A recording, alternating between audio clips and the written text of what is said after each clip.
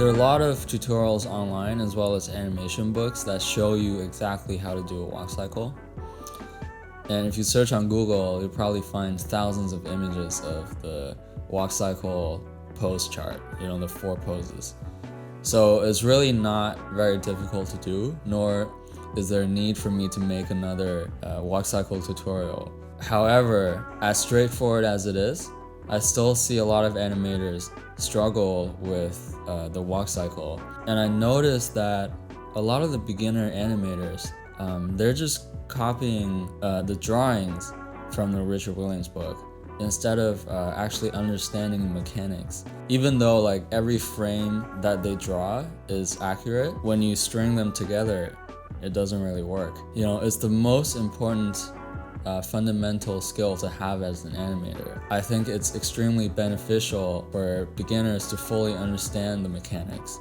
So in this video, I would like to show you the simplest way to approach a walk cycle. It's something that I distilled from doing a lot of walk cycles over the years, and I hope that I can give you a new perspective on the walk. A lot of the things that I'll talk about in this video not only applies to the walk, but also applies to animating in general. So I hope you'll be able to take something away from this video.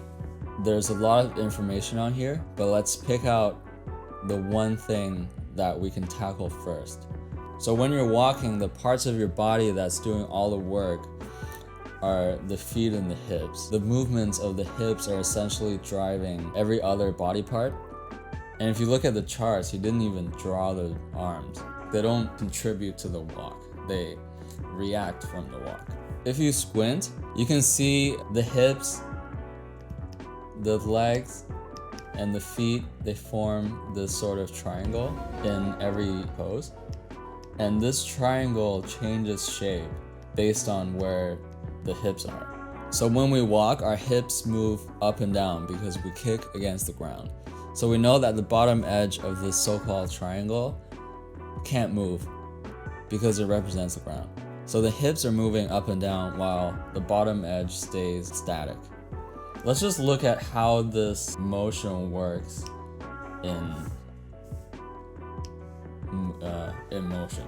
When you add in the triangle, you can see how the triangle is actually squashing and stretching. So when the hips are higher, the triangle becomes thinner. And when the hips are lower, the triangle becomes wider. Once we have this sort of visualization, it'll be easy to build the bottom half of the body. Going back to the chart, contact is at a lower point, and the lowest point is the down pose, and then comes back up in the pass through, and then it's at the highest at the up pose. So let's remember that. Transfer that into our animation. So this is the contact, and the next one is down, so it's lower, and the next one is pass through, it's higher, and then the last one is the highest, the up pose. So now that we have the motion of the hips, we can figure out where the feet are. So when it's at the highest point, we know that the feet are closer together, and when it's at the lower point, we know the feet are farther apart, right? And when we play this back, makes sense, right? Now that we have a couple of drawings for the legs and the hips, we want to think about the rhythm. So in the example, every keyframe is evenly spread out. This sort of looks very even. It looks like a zombie walk. But if we wanted to add some spring to the walk, it's staying at the down pose a lot shorter than it is at the high pose. So originally, it looked like this.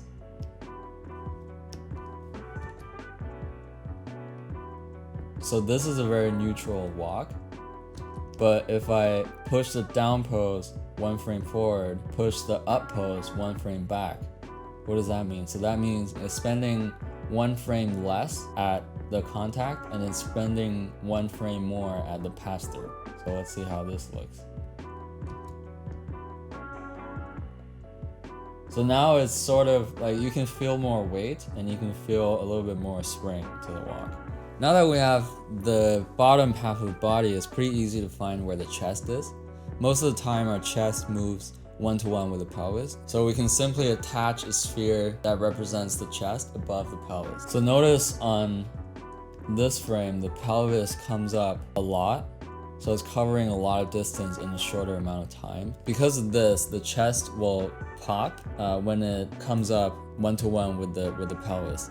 So when we have an extreme spacing like this, we add a little bit of squash on the chest just to make the animation look smoother.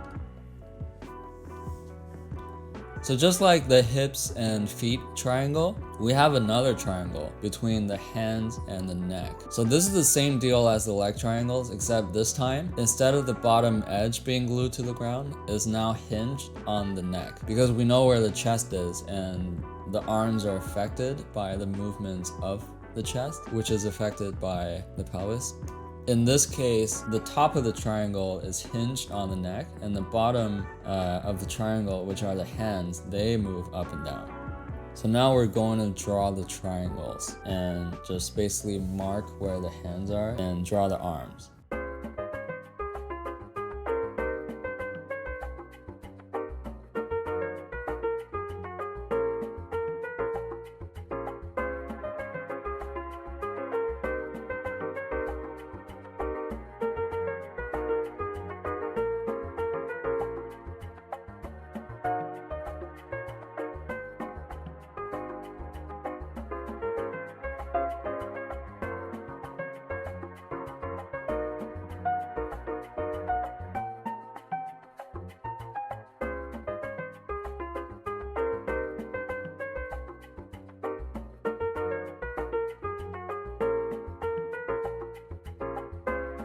The head is probably the easiest part. We just do it exactly the same way we did the chest.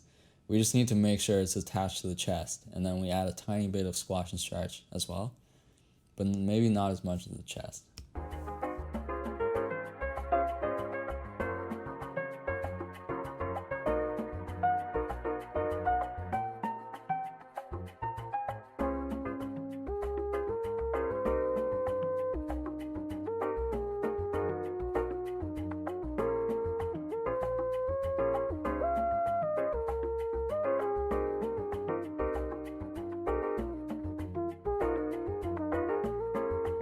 And there we have it. I'd say this is a pretty solid start. I spent a couple hours cleaning it up, or tying it down actually. It's not very clean.